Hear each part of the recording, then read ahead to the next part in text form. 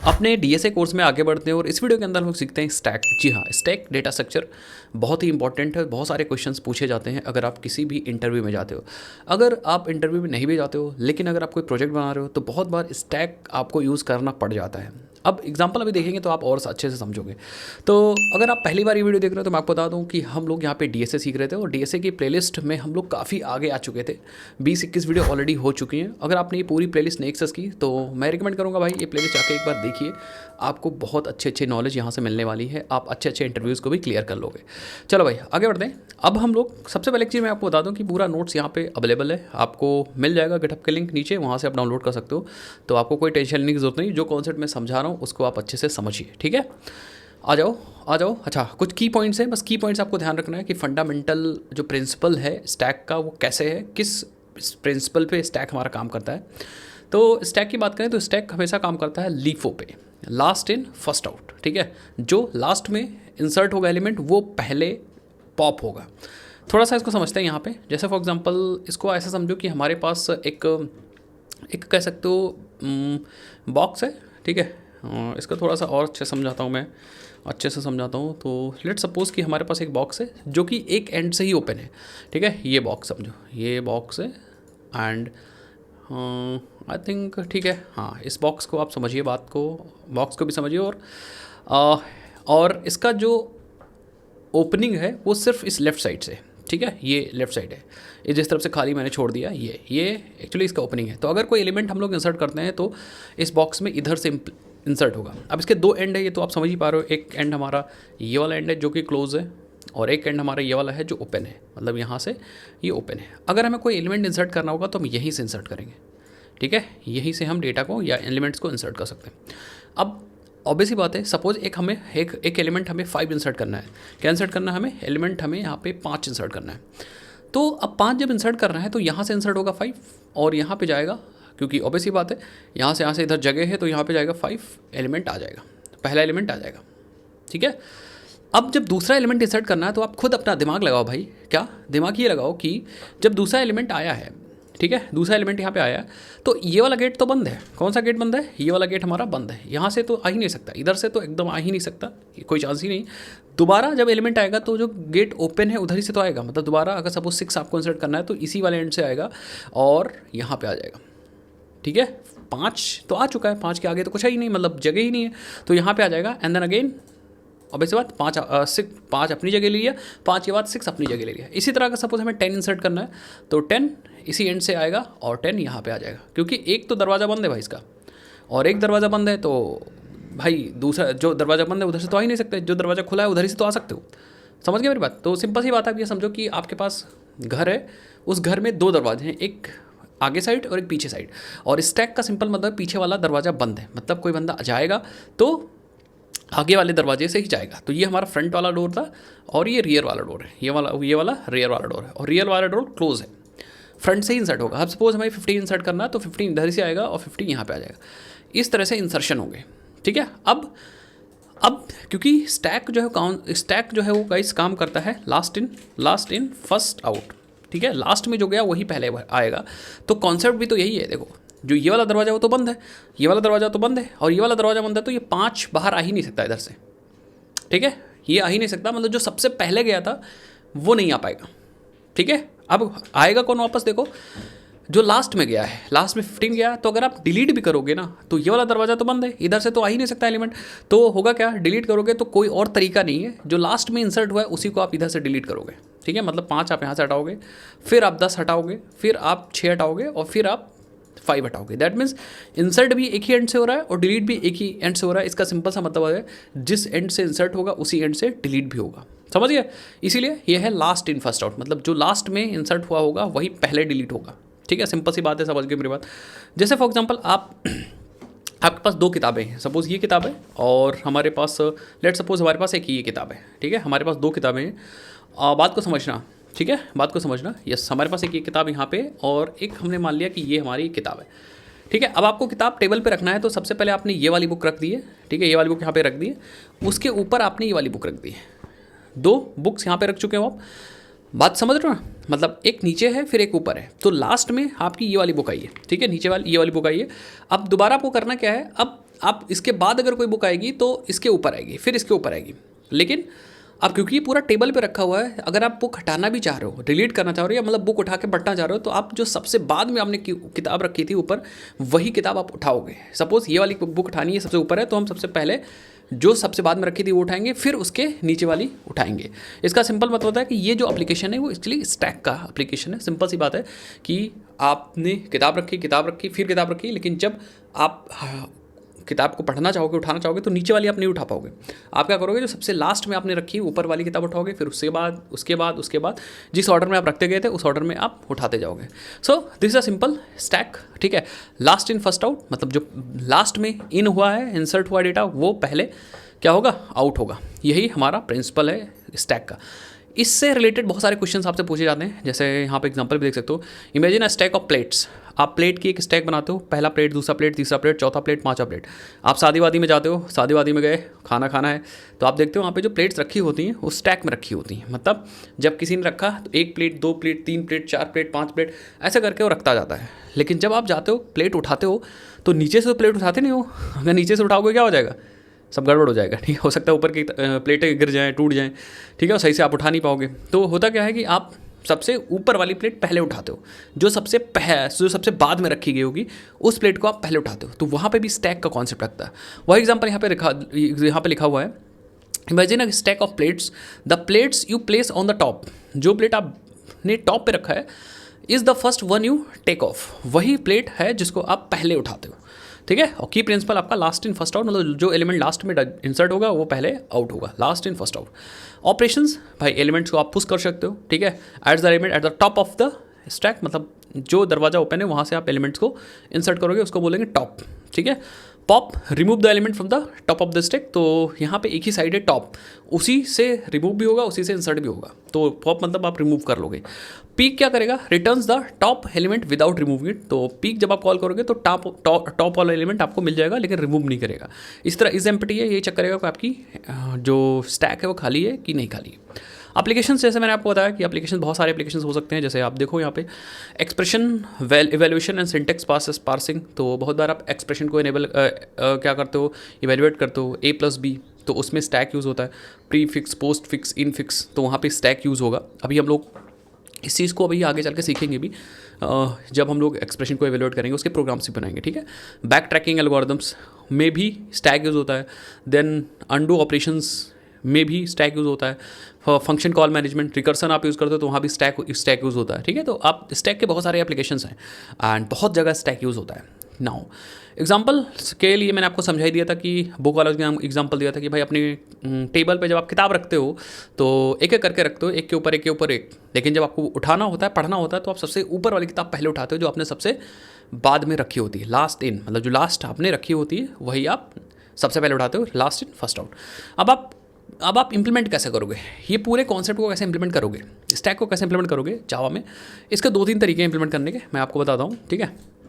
Stack को आप multiple ways में इंप्लीमेंट कर सकते हो, ठीक है। Stack implementation stack implementation multiple ways में हो सकता है। कौन कौन सा तरीका है, ये सब चीज़ के बारे में बात कर लेते हैं, ठीक है। देखते जाइए, अगर आप देखोगे तो अच्छा समझ पाओगे, नहीं देखोगे थोड़ा सा दिक्कत होगी, ठीक है। देखो, हमने 2 डेटा स्ट्रक्चर पढ़ाए थे, एक एरे पढ़ाया था, एक लिंक्ड लिस्ट पढ़ाई थी आपको, 3-4 तरीके की लिंक्ड लिस्ट पढ़ाई थी। अब उन सारे डेटा स्ट्रक्चर की ज़रूरत यहाँ पे पढ़ने वाली है, ठीक है। तो एरे की इंप्लीमेंटेशन, स्टैक की इंप्लीमेंटेशन हम एरे से भी कर सकते हैं और हम लिंक्ड लिस्ट से भी कर सकते हैं। मतलब इसकी इंप्लीमेंटेशन हम लिंक्ड लिस्ट से भी कर सकते हैं, लिंक्ड लिस्ट। अब एरे से अगर आप करते हो तो थोड़ा सा कुछ दिक्कत आएंगी, बताता हूँ कौन सी दिक्कत आएगी। एरे से करते हो तो वहाँ पे साइज़ वगैरह फिक्स हो जाएगी, ठीक है, डिपेंड्स, ठीक है, साइज़ वगैरह फिक्स हो जाएगी एरे में, और स्टैटिक मेमोरी एलोकेशन होगा। लेकिन अगर आप लिंक्ड लिस्ट यूज़ करोगे तो डायनेमिक मेमोरी एलोकेशन होगा, नोट्स डायनेमिकली क्रिएट होंगे और साइज़ वगैरह का कोई टेंशन नहीं रहेगा। तो लिंक्ड लिस्ट के अपने फ़ायदे हैं, एरे के अपने फ़ायदे हैं, और दोनों को यूज़ करके आप स्टैक की इंप्लीमेंटेशन कर सकते हो। एक सबसे इंटरेस्टिंग चीज़ बताता हूँ, जावा में ऑलरेडी स्टैक है हमारे पास। Stack is already implemented in Java. Yes, stack is already implemented in Java. अगर आप कलेक्शन फ्रेमवर्क जानते हो, if you know the collection framework, ठीक है, आप ये जानते हो तो आपको पता होगा कि हाँ, कलेक्शन फ्रेमवर्क के अंदर ऑलरेडी स्टैक नाम की क्लास है, उस स्टैक को आप डायरेक्टली यूज़ कर सकते हो विदाउट इंप्लीमेंटेशन। तो आपको टेंशन लेने की ज़रूरत नहीं। इसीलिए कहते हैं भाई, अगर आपको डेटा स्ट्रक्चर थोड़ा बहुत भी आता है तब भी काम आपका चल जाता है, क्योंकि मोस्ट ऑफ द जो लैंग्वेजेस होती हैं उनमें ऑलमोस्ट जितने भी डेटा स्ट्रक्चर्स होते हैं उनकी इम्प्लीमेंटेशन दे दी जाती है, वो पूरी पूरी लाइब्रेरी होती है। इसीलिए जावा में भी कलेक्शन फ्रेमवर्क लाइब्रेरी के अंदर स्टैक है and every data structure is almost there. Okay, लेकिन फिर भी हम लोग क्या करते हैं, हम इंप्लीमेंट करके देखते हैं। इस वीडियो में हम लोग एरे यूज़ करते हैं स्टैक को इंप्लीमेंट करने के लिए। अगर आप लोग कमेंट सेक्शन में बताओगे, कमेंट सेक्शन बताओगे तो हम लिंक लिस्ट का प्रोग्राम अलग से बना देंगे, उसकी वीडियो अलग से लाएंगे। क्योंकि यार देखो, हो सकता है इंटरव्यू में पूछा जाए या पूछा जा सकता हो, पूछ लिया जाए, तो फिर आप कैसे करोगे, तो आपको पता होना चाहिए। ठीक है, सो चलो भाई अब इंप्लीमेंट करके हम लोग देखते हैं। चलो यार, तो इंप्लीमेंट करते हैं स्टैक। और हम लोग क्या करेंगे, हम पहले लिंक लिस्ट के अंदर काम करते हैं तो वो नहीं करेंगे, हम लोग सिंपली जाएंगे फाइल पे, न्यू पे चलते हैं और एक नया प्रोजेक्ट बनाते हैं, अलग अलग ही सारा काम करेंगे। ठीक है, नाम दे देते हैं ये 4_stack मीन्स की फोर्थ पार्ट है, थर्ड हमारा लिंक लिस्ट था। एंड ये जो बनाएंगे वो हम अपने वर्क स्पेस के अंदर बनाएंगे। सो let me choose the work space. हम ऑब्वियसली बात है, हमारा DSA का वर्क स्पेस है जहाँ पे हम काम कर रहे थे, तो वहीं पे हम सब रखेंगे। यस, DSA यहाँ पे, ठीक है, यस। एंड बाकी तो IntelliJ ये सब तो ठीक है, परफेक्ट, और कुछ करने की ज़रूरत ही नहीं, आप क्रिएट कर दीजिए। आई थिंक हमारे पास स्टैक का ऑलरेडी दिखा रहा है, ठीक है, कोई दिक्कत नहीं। हमने एक अंडरस्कोर और मार दिया, इसी विंडो के अंदर ओपन कर लेंगे। यस, हमारा प्रोजेक्ट बन चुका। मेन को हम करते हैं डिलीट, क्योंकि अभी हमें फिलहाल मेन नहीं चाहिए, मेन जब बनाना होगा तो हम बना लेंगे। यस, तो वी आर रेडी। अब हम SRC के अंदर प्रोजेक्ट्स को बना सकते हैं, कई सारे, ठीक, फटाफट बना सकते हैं। टेस्टिंग के लिए अगर आप बनाना चाहो तो बना लो, कोई दिक्कत नहीं। हम डायरेक्टली यहीं पे स्टैक की इम्प्लीमेंटेशन करना स्टार्ट करेंगे, ठीक है। और अगर दिखाऊँ आपको तो यहाँ पे आपके पास आ चुका होगा, ठीक है, फोल्डर के अंदर, DSA के अंदर, यस, स्टैक। तो आई थिंक ये वाला है हमारा, परफेक्ट। ये वाला नहीं है हमारा, यस, ये वाला है 4_stack, परफेक्ट। आ जाओ यहाँ पे। तो इम्प्लीमेंटेशन हम लोग स्टार्ट कर दें। तो हम एक क्लास बना लेते हैं, स्टैक नाम से क्लास बना लेंगे। यहाँ पे आएंगे, SRC के अंदर ही राइट क्लिक करते हैं और यहाँ पे बना लेते हैं स्टैक, ठीक है। ये अपनी खुद की स्टैक है, ठीक है। जावा के अंदर भी ऑलरेडी इनबिल्ट स्टैक है, मैं आपको पहले बता चुका हूँ, तो उस पर आप बिल्कुल भी ध्यान मत दीजिए। ये हमने खुद की स्टैक बनाई है, ठीक है, जो कि अभी बेस पैकेज के अंदर है। और एक ऑपरेशंस को करने के लिए एक और क्लास बनाऊंगा, हम मेन क्लास बना लो ऑपरेशंस को करने के लिए। इसके अंदर हम ऑपरेशन यूज़ करके स्टैक को देखेंगे। एंड यस, ऐसा वो लिख देंगे, हाँ, स्टैक एग्जाम्पल, ठीक है। अब ये तो हमारी मेन क्लास है, आप देखोगे, यस, ये हमारी मेन क्लास है। बट स्टैक के अंदर हमें स्टैक के सारे ऑपरेशन करने हैं। तो सबसे पहले हमें एक एरे चाहिए जहाँ पे हम अपने एलिमेंट्स को स्टोर करेंगे। एरे तो हम क्या करते हैं, एक प्राइवेट इंटीजर की एक एरे बना लेते हैं, क्योंकि इंटीजर एलिमेंट्स हम स्टोर करेंगे। बट गाइस, कोई ज़रूरी नहीं कि हमेशा इंटीजर ही डेटा अपने अंदर स्टोर, अपने स्टैक के अंदर स्टोर करो। आप डबल स्टोर करना है, किसी भी टाइप का आप डेटा स्टोर कर सकते हो, ठीक है। तो हम बना लेते हैं एक एरे, हाँ, स्टैक या एरे बना लो। एरे सिंपल है, इसी के अंदर हमारा सारा डेटा आ रहा होगा। नेक्स्ट हम इसकी मैक्सिमम साइज़ कितनी होगी, तो हम प्राइवेट इंटीजर मैक्स साइज लेते हैं, ठीक है। एंड एक चीज़ और बनाते हैं, जो एलिमेंट्स को ट्रैक करेगा बेसिकली, तो हम एक यहाँ पे वेरिएबल बनाएंगे, that is a top, private top. ये एक्चुअली ट्रैकिंग वेरिएबल होगा कि डेटा है कि नहीं है, ये सब चीज़ हमारे टॉप बेसिकली उसको ट्रैक करेगा। तो हम बाय डिफ़ॉल्ट -1 रख देंगे इसको। -1 मतलब अभी हमारे पास कोई डेटा नहीं है। तो ये 3 हमने एलिमेंट्स या 3 वेरिएबल्स बना लिए हैं। एक बार इनका काम मैं आपको समझा देता हूँ। तो बेसिकली आप बात को समझिएगा, हमारे पास 3 वेरिएबल्स हैं। तो ये होगी हमारी स्टैक, ठीक है।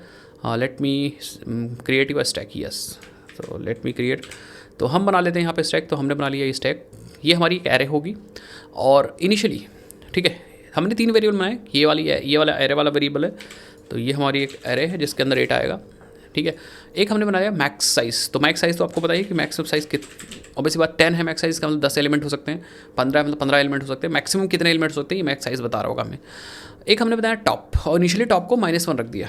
टॉप को मैंने -1 रख दिया, मतलब टॉप अभी हमारा, टॉप का पॉइंटर जो है वो हमारा अभी यहाँ पे है, ठीक है, मतलब अभी ऊपर है, परफेक्ट, मतलब एरे से भी ऊपर है। इसका मतलब अभी हमारे इस एरे में कोई एलिमेंट नहीं है। और अगर टॉप अगर -1 है, इसका मतलब हमारा अभी स्टैक ब्लैंक है, खाली है। अब जब एलिमेंट हम पुश करेंगे, पहला एलिमेंट जब पुश करेंगे, सपोज़ यहाँ हम 50 पुश कर देंगे, सपोज़ हम यहाँ पे डाल देंगे 50, ठीक है।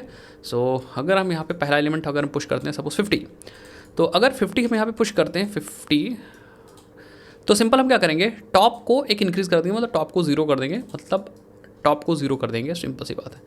टॉप को 0 मतलब टॉप अब यहाँ पॉइंट करने लगेगा, 0th एलिमेंट, ठीक है। नीचे ले आओ, कोई दिक्कत वाली बात नहीं, नीचे ले आओ इसको, ठीक है। टॉप हमारा 0 आ गया, ठीक है। सो टॉप हमारा यहाँ पे आ गया,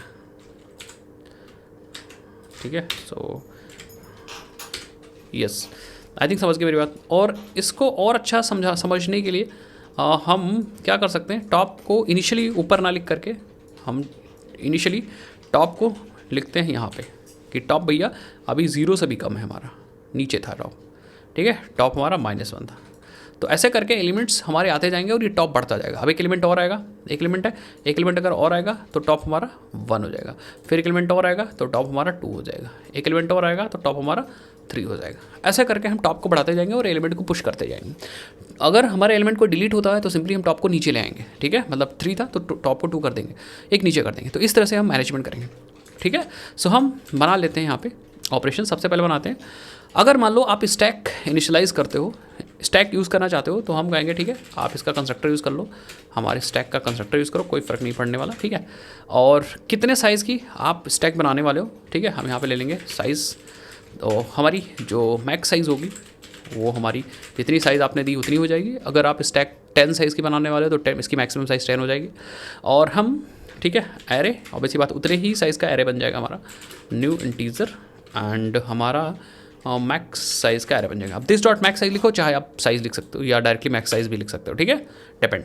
और टॉप अभी इनिशियली टॉप अभी भी हमारा क्या है, कोई एलिमेंट है नहीं, तो टॉप हमारा -1 पे, एज सिंपल एज दैट, ठीक है। टॉप, और ये ऐसा क्यों आ रहा है, क्योंकि ऑलरेडी हम लोग top variable already assign to the value, तो हम पहले भी -1 रखे थे और यहाँ भी -1 रखें, इसीलिए ऐसा हो रहा है।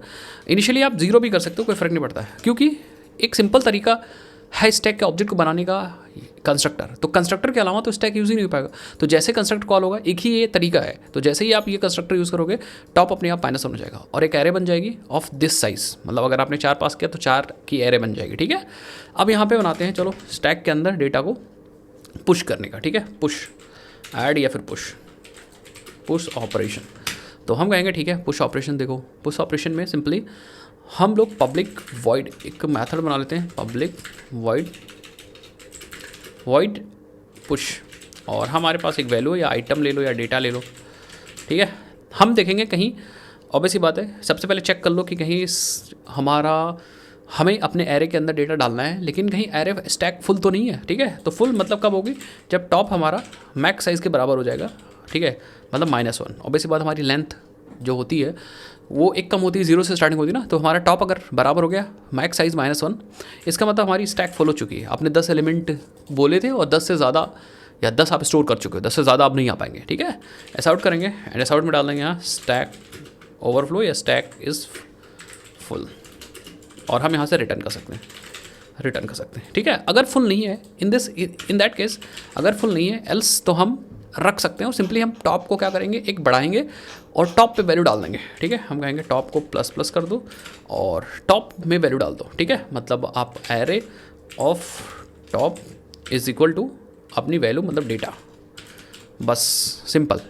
एक टॉप बढ़ जाएगा, मतलब अभी -1 था, 0 हो जाएगा, 0 होगा तो 1 हो जाएगा, 1 होगा 2 हो जाएगा, 2 4 3 ऐसे करके बढ़ता जाएगा, ठीक है, मतलब आगे की तरफ बढ़ता जाएगा और हम टॉप पे वैल्यू रखते जाएंगे।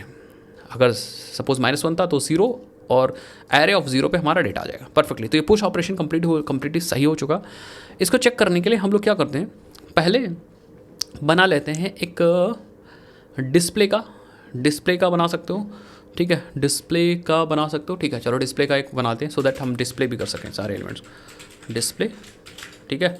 तो पब्लिक वॉइड डिस्प्ले एलिमेंट, ठीक है। सबसे पहले हम चेक करेंगे कि कहीं एलिमेंट्स, ऐसा तो है नहीं बिल्कुल एलिमेंट्स है ही नहीं, मतलब स्टैक खाली है। तो डिस्प्ले करने के लिए हम चेक करेंगे, अगर हमारा टॉप जो है वो -1 है, इसका मतलब हमारे स्टैक में कोई वैल्यू नहीं है, तो स्टैक इज एम्प्टी, ठीक है, एंड हम रिटर्न कर देंगे।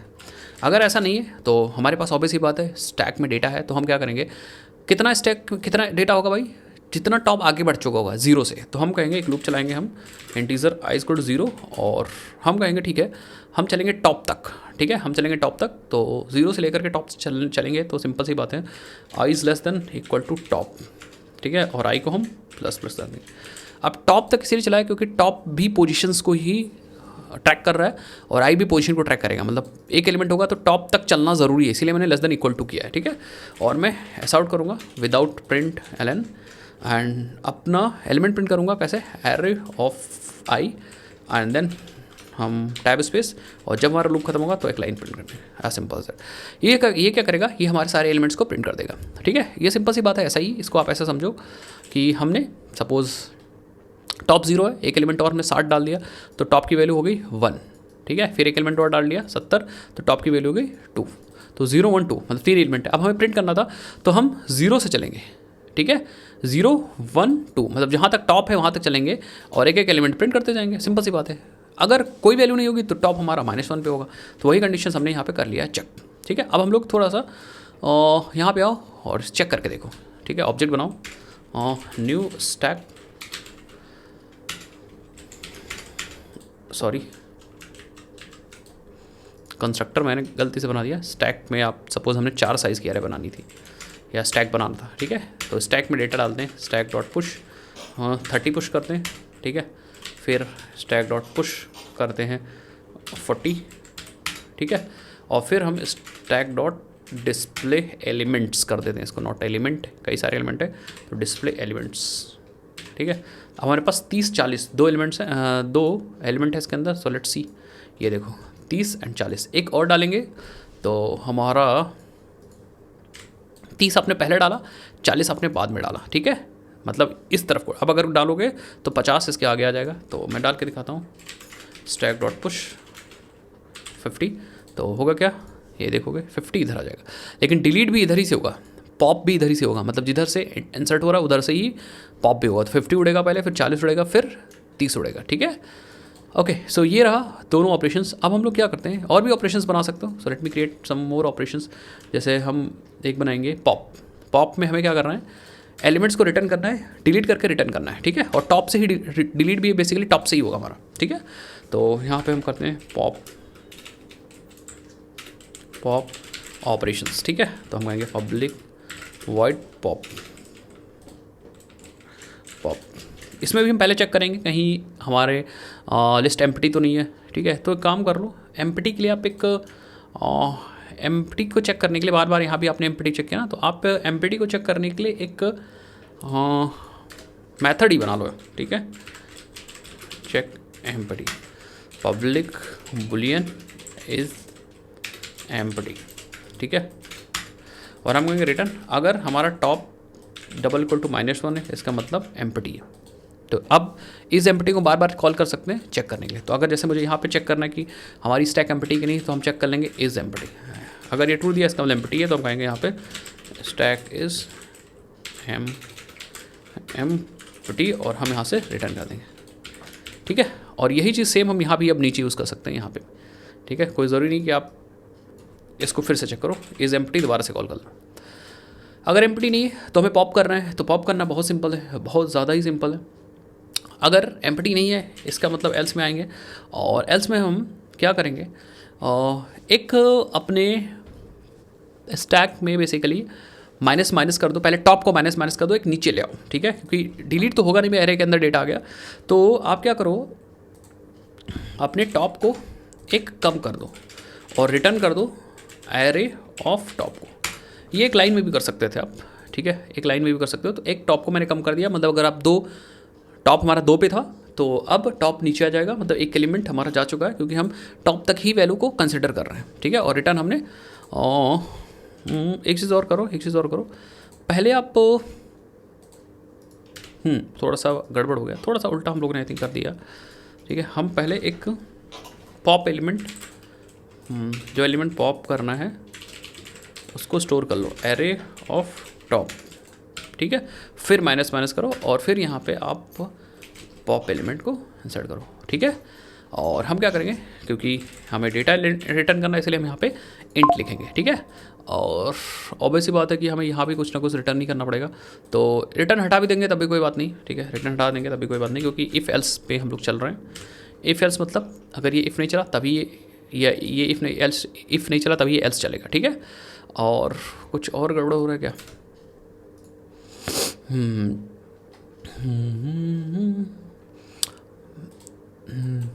अगर एक चीज़ और देखनी पड़ेगी यहाँ पे, अगर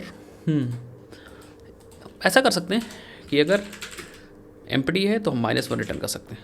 ठीक है, -1 रिटर्न कर सकते हैं। अगर हमारी स्टैक एम्प्टी है तो हमारा पॉप करोगे तो -1 आ जाएगा। ठीक है, इसी तरह पीक भी है, पीक में हमें क्या करना है, हमें डिलीट नहीं करना बट लास्ट एलिमेंट हमें रिटर्न करना है, डिलीट नहीं करना, लास्ट एलिमेंट रिटर्न करना है। तो यहाँ पे बना लो एक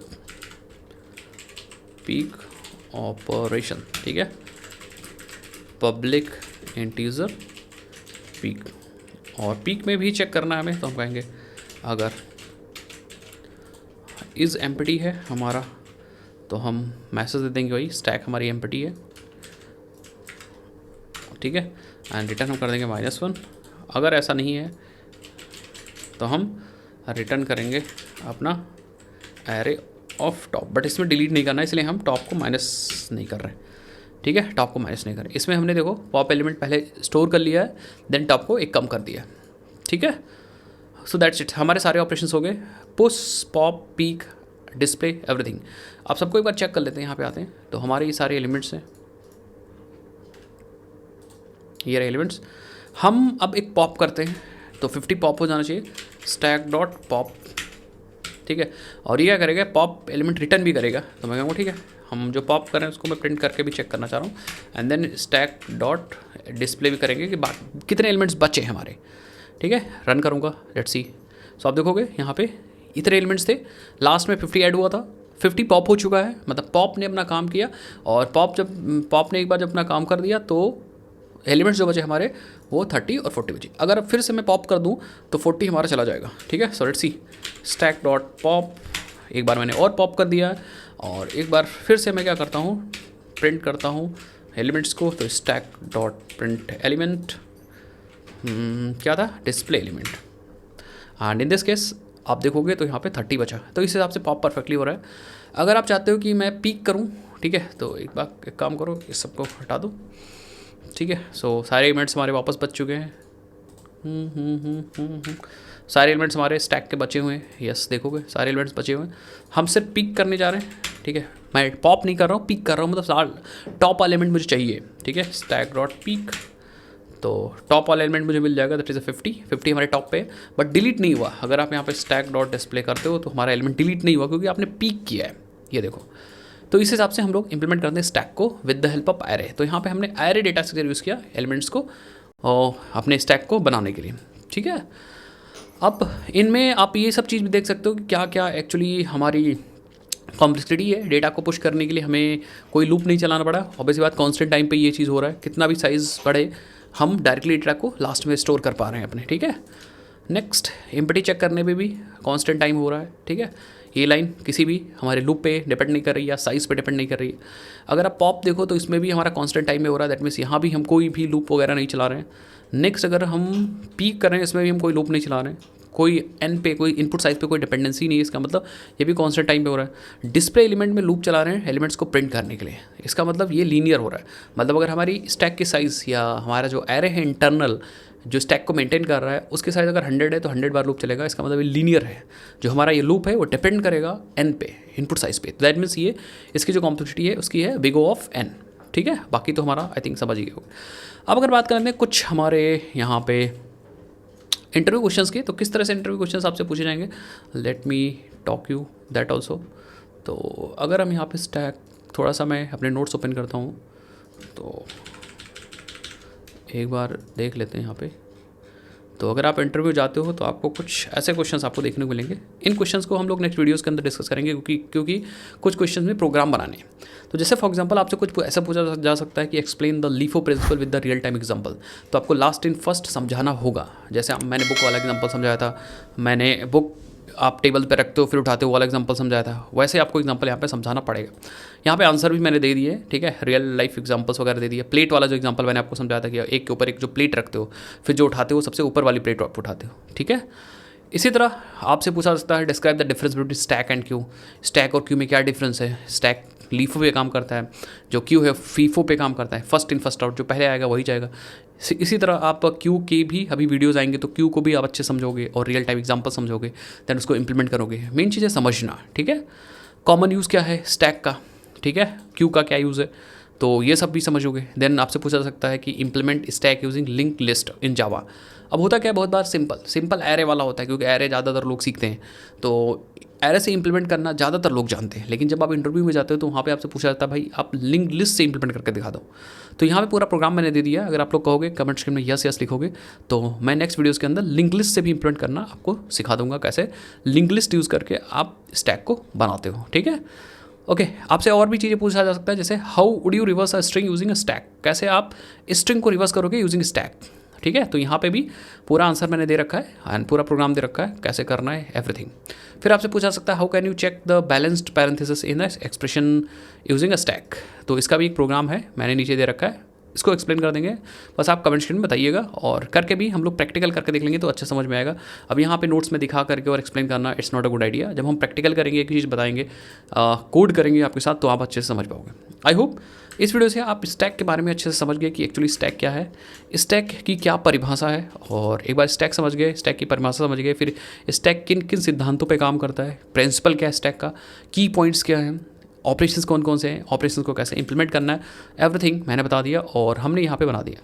अब आपके लिए असाइनमेंट है गाइस कि आपको क्या करना है, आपको यहाँ पे मेन्यू ड्रिवन प्रोग्राम बनाना है, स्टैक के ऑपरेशंस को यूज़ करना है। जैसे मैंने आपको डबल लिस्ट में करके दिखाया था, आपको सिंगल लिंक लिस्ट में करके दिखाया था, वैसे यहाँ पे स्टैक के ऑपरेशंस को भी आपको करके मेन्यू ड्रिवन प्रोग्राम के थ्रू बताना है। और कमेंट सेक्शन में आपको मुझे कमेंट करके बताना है कि भाई मैंने कर लिया सर, मैंने कर लिया। इस वीडियो के लिए इतना रखते हैं, नेक्स्ट वीडियोज़ के अंदर मिलते हैं। और यार अटेंडेंस लगाना बिल्कुल मत भूलिएगा, अपना नाम और आप कहाँ से हो लिखना मत भूलिएगा कमेंट सेक्शन के अंदर। और सिंपल जो हमारा लाइक एम चलता है 1000 लाइक उसको कंप्लीट करा दिए और 100 कमेंट्स उसको भी जल्दी से कंप्लीट करा दिए। ऐसे वीडियोज़ के लिए आप चैनल को सब्सक्राइब करना बिल्कुल भी मत भूलिएगा। चलो भाई मिलते हैं नेक्स्ट वीडियोज़ के अंदर, तब तक लिए जय हिंद जय भारत, बाय बाय।